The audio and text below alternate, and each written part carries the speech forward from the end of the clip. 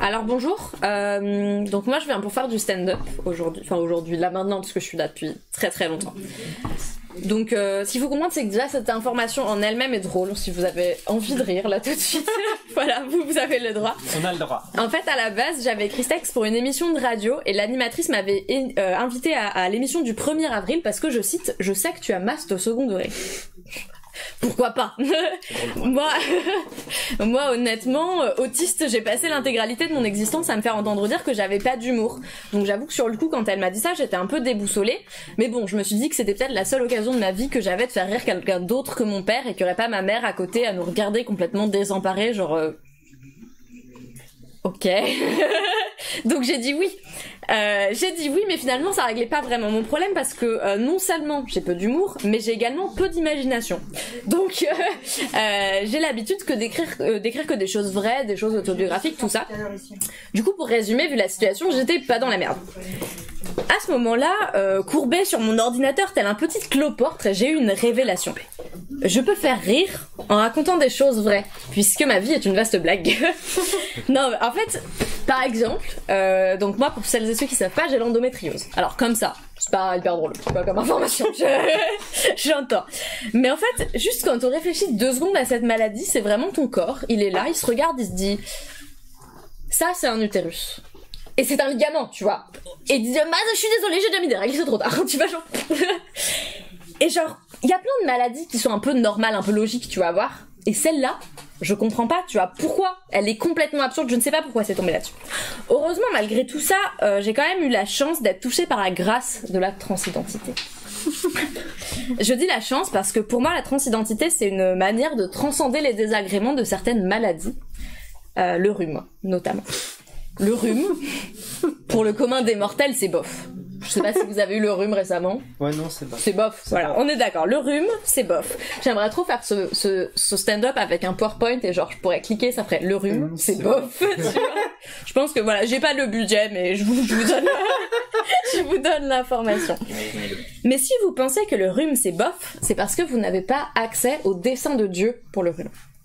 Dieu a créé le rhume pour les mecs trans. Le rhume est une bénédiction. Tu oublies ton écharpe un jour, et tu te réveilles le lendemain, sans rien faire, avec la voix de Renaud. C'est un miracle! Pendant quelques jours, quelques semaines même, pour les plus chanceux d'entre nous, avec un système immunitaire médiocre, tu vas pouvoir chanter sous la douche tous tes artistes préférés sans t'étouffer pathétiquement sur les notes les plus graves, ce qui te ramène infailliblement à ton absence tragique de puberté.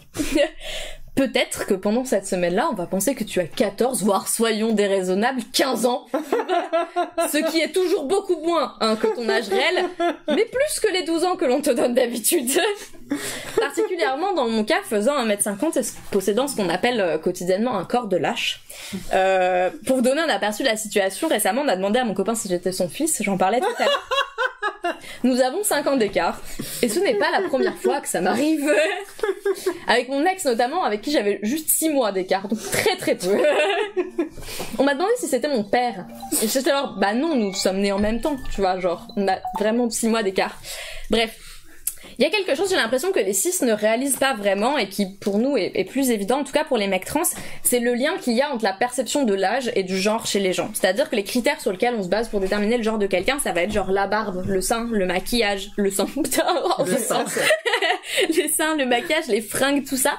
Et c'est aussi des marqueurs d'âge, c'est-à-dire est-ce que la personne est pubère ou pas pubère, plutôt en âge de porter des talons, plutôt pas.